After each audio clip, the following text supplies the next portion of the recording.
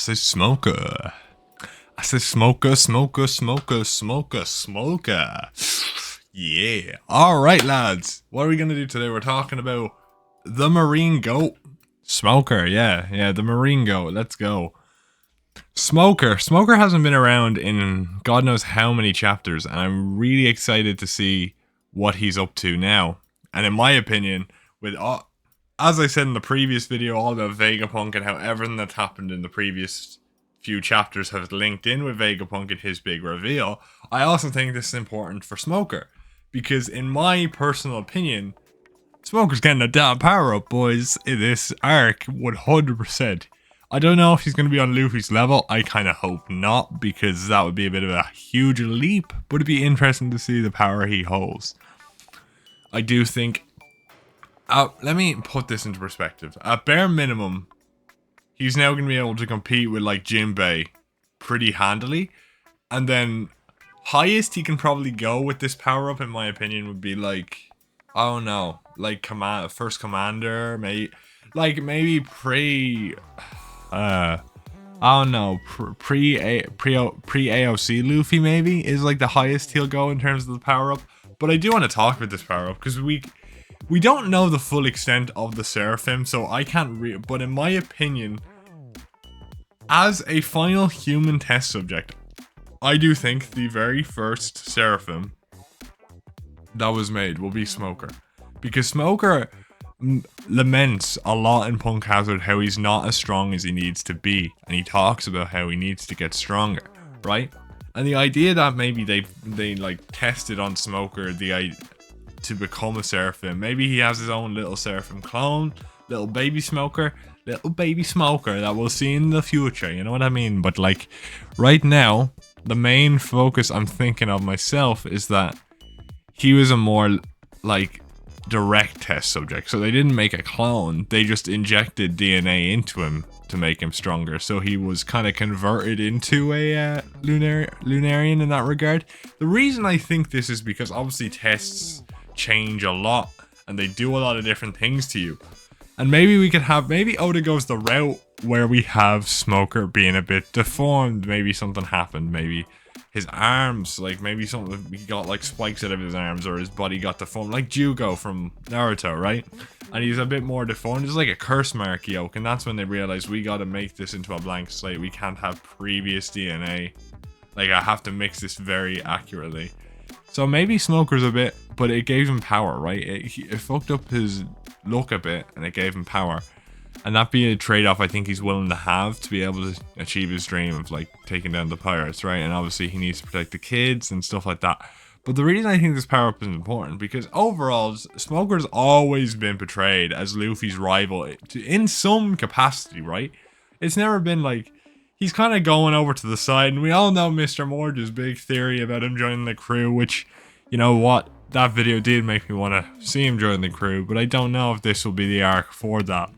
Imagine Yamato gets the snub, but Smoker doesn't. Speaking of, none of us have talked about Carabo. If Carabo gets on the crew, lads, I'm going to be screaming. But I do wonder, though, how Smoker will play into coming events. Because is Smoker going to be part of Sword? Probably not. He does have a scar going down his face. So if the theory about the scar making sure you're part of Sword is true, we could see that, but I don't know. Anyway, let's get more into his power-ups. I feel like Smoker does definitely need a power-up, because the whole power system of One Piece is just shifted to the upper echelon in like the space of 2 years, basically. In the space of 2 years, One Piece has gone from like a series where we're following like the mid, like the top 50s of this, to a series where we're following the top 30 characters, right? We're following the characters that are in the top 30 echelon. And if Smoker can't make that gap in this arc, I don't feel like he ever will. And that's why I feel like he needs to be. He's such a staple of the One Piece series that I don't feel like Oda will just leave him in the dust like this. And I feel like they can make it interesting with having that Seraphim stuff tie into Smoker, and him maybe having some side effects from it, or not, and just being the first successful test subject. And then we see different ways they manipulated DNA to make the Seraphim, and it's not just the initial clones. Maybe it is the clone, and maybe we have a way where, you know, like the they had the Seraphim created, and they had Smoker fight against the Seraphim, like just all the time, constantly fighting against the Seraphim, and that made him blossom because he was fighting to the end of his life constantly as the Seraphim was kicking his ass and punching him and destroying him and using his devil fruit better and just being an overall better version of Smoker. Maybe that's how he became stronger. In that regard, then you could justify the massive increase of power to a possibly Luffy level. No, I'm not saying that, but like to a level where you might be able to compete with Sanji or something like that. You know what I mean? I feel like we're going to be surprised. Because all these power-ups now that are coming are going to be insane. I don't think Advanced Conqueror is going to be the be-all, end-all, to be honest with you. Because, like, as I've said in many videos before, people like Kaido and Big Mom are the exceptions, right? They're big, huge creatures with tough skin like dragon scales, right? I don't know where Big Mom comes from, but, like, in my opinion, if you have Rio, you could probably scar Shanks to a significant degree.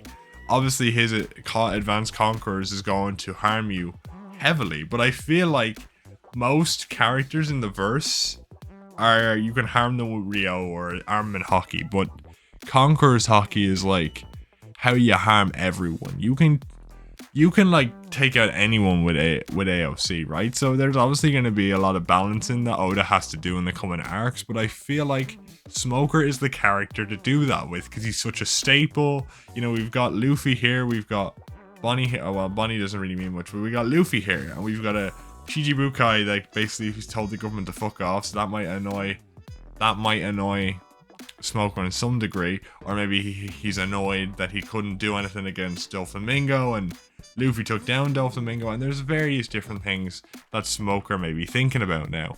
And you know, Luffy becoming an emperor, different things in the whole state of the world, and we don't know if he has any relationship to Kobe. I assume not, but I feel like we're going to see a lot of character for Smoker that will lead to a massive power up, because I don't think he's the sort of fella that would just rest on his laurels here, because we do see Tashigi is very focused right now, right? Is on protecting these kids, which is right, because she also probably feels some regret in Punk Hazard where she wasn't able to do anything. And I know I haven't talked about Tashigi at all in this video. She could have her own power up, but I can't see it as much. It could be the exact same thing, but I feel like Tashigi is most likely splitting her focus because she feels responsible in a way, because she was unable to protect them and had to rely on the Straw Hats to protect the kids in Punk Hazard. And I feel like she might be taking care of them extra so because she wants to make up for her failings in Punk Hazard and that she had to be saved by Zoro. But Smoker particularly, because he's not focused on the kids so much, is training for the power up. You know, is training to get that power up. He's probably getting all the information that we don't have, and is definitely going to be important in the coming arcs. I just want to see how, in my opinion. Right, I want to see if he's going to be the top Marine. You know, because I'm trying to come up with ways for his power, because we've talked about this. I could have easily scripted stuff on how he could get power ups and stuff, but it's a lot of speculation, because obviously we've seen Marines have bounties on their heads now as well, so it could easily be, you could argue there's a bunch of different things, right? You could argue it's the Seraphim blood, you could argue people are coming after him for his bounty on his head, various different things, right? And then you could say this helped him power up and blossom as a hockey user. And I feel like him as a primary antagonist again will be interesting to see. And you could say, nah, he's going to be a protagonist, but it'd be interesting to see him be an antagonist, to bring One Piece back to its roots, from a pirate coming out from Logtown to now an emperor taken on an island, with Smoker being that main antagonist again. And I feel like it would be super thematically relevant for the story, and I feel like it'd be great. And if Smoker is now on the level of Luffy and we have a simulation of that fight, and then taken on from what I had before with Vegapunk in the previous video, what if Dragon shows up at the end of this arc again? Right? Because it would contrast Logtown perfectly, right? Or Rogue Town, whatever you want to call it, right?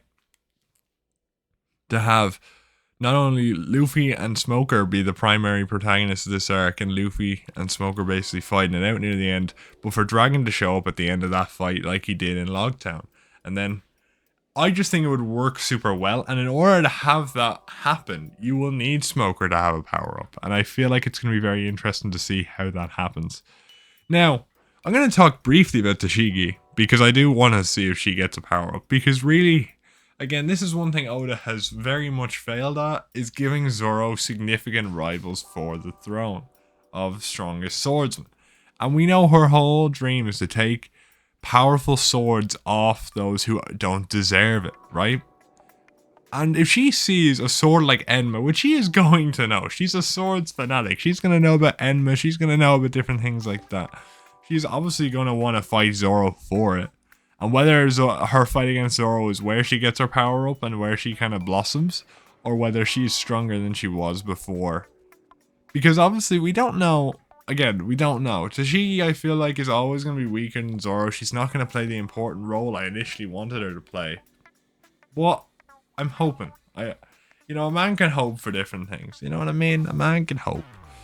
But we'll see where it goes, to be honest. I'm not too pushed on Tashigi personally. Like, I'm mainly focused on my man Smoker. I want to see him dripped out, man. I want to see Smoker with his new drip, with his new fit, bro. Smoker and Stampede, perfect, nice fit, man. I want to see some sci-fi Smoker fits, fella. That's what I'm looking for, right? And I think it'd be interesting to see if how Smoker views the events that happened recently, right? And what he does in contrast to that. And that's why I feel like his power up will help that, because he will want to have more agency on the future of the world, especially if he becomes the future fleet admiral. You know what I mean? I don't know. But with that being said, what do you guys think about Smoker, huh? Do you like him? Do you think he's gonna get a power up? Do you think I'm talking out of my ass like usual? Probably. But hey, let me know what you think in the comments below, and if you like more content from me, make sure to like and subscribe. And with that being said, I'll see you all next time. Goodbye. All right.